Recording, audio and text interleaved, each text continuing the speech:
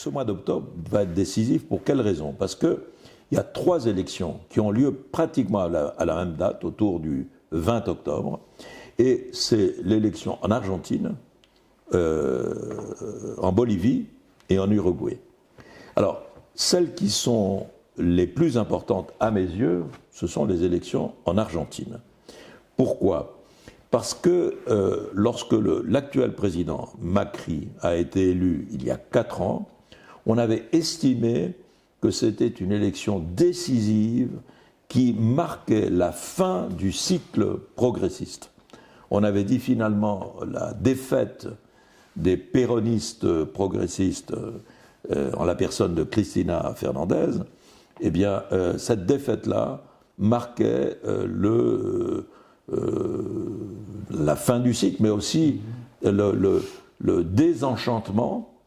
des classes populaires à l'égard des gouvernements progressistes, puisque en même temps, il y avait eu le renversement de Dilma Rousseff au Brésil, qui a été suivi de l'incarcération de Lula, et qu'en même temps commençait l'offensive très brutale contre le Venezuela, et que Evo Morales avait perdu son référendum sur la réélection. Et alors on tirait de toutes ces données le résultat que finalement les électeurs dans l'ensemble de l'Amérique latine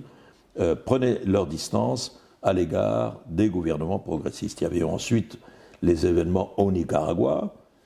qui avaient été interprétés par les médias comme une révolte populaire contre le gouvernement sandiniste, ce qui était bien entendu pas le cas. Et puis ensuite la défaite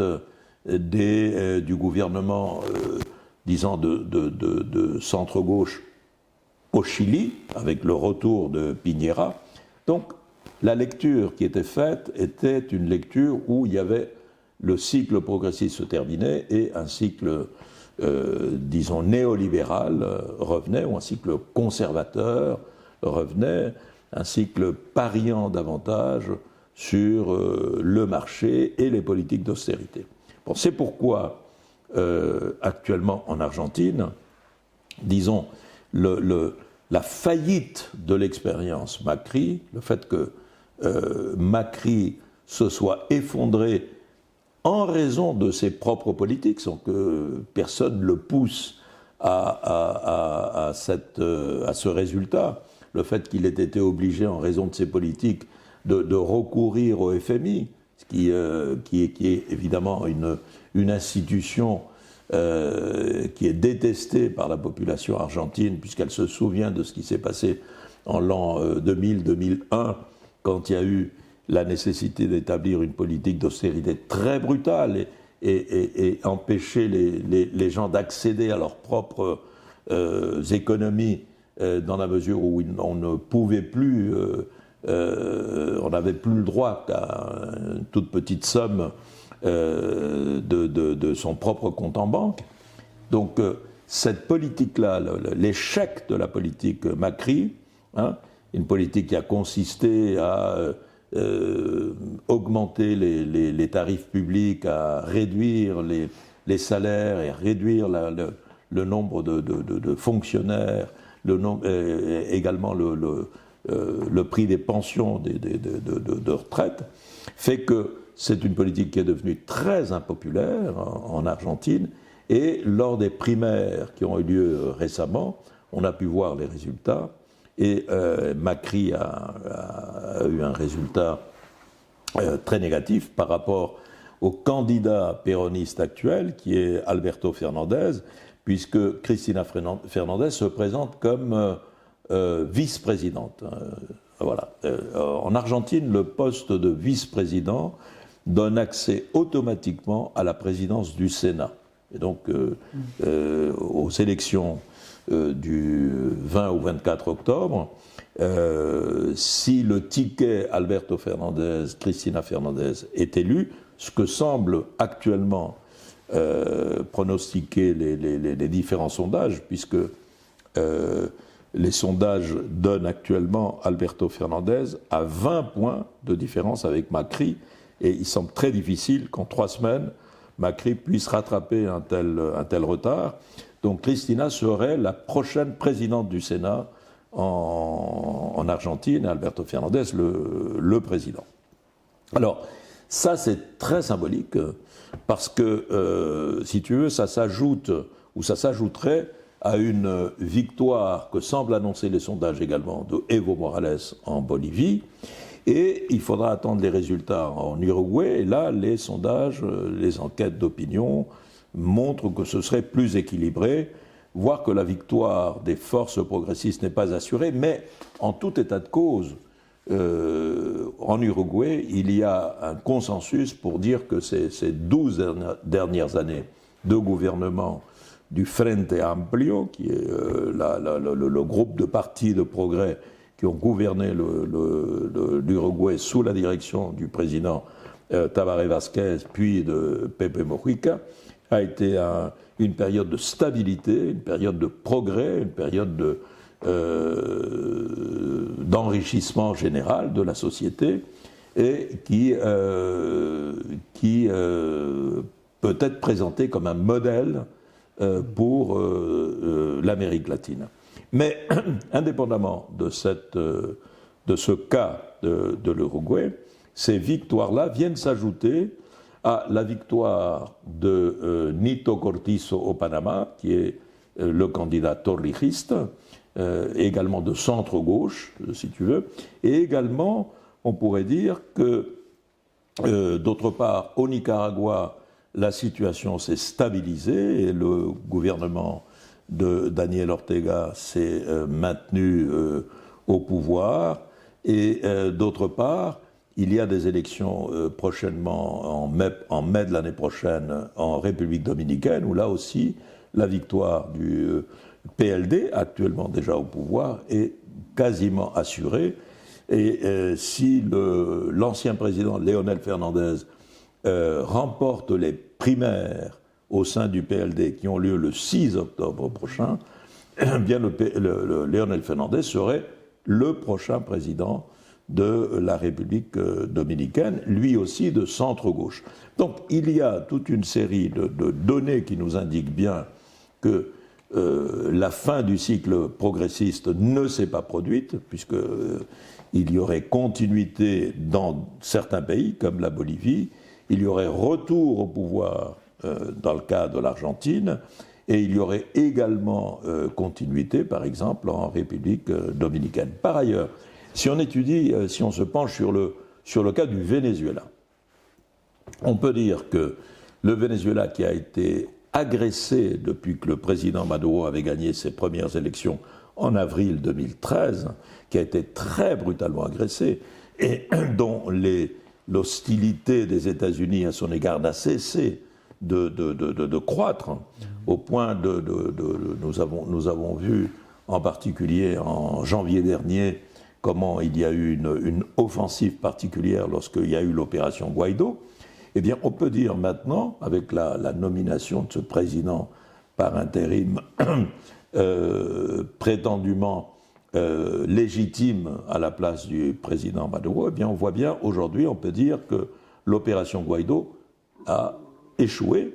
Plus personne ne croit que Guaido soit capable de rassembler une majorité au Venezuela aujourd'hui. Le président Maduro, par ailleurs, a montré qu'il était en mesure de garantir la stabilité du pays, la gouvernabilité du pays. Il l'a démontré parce que, tout simplement,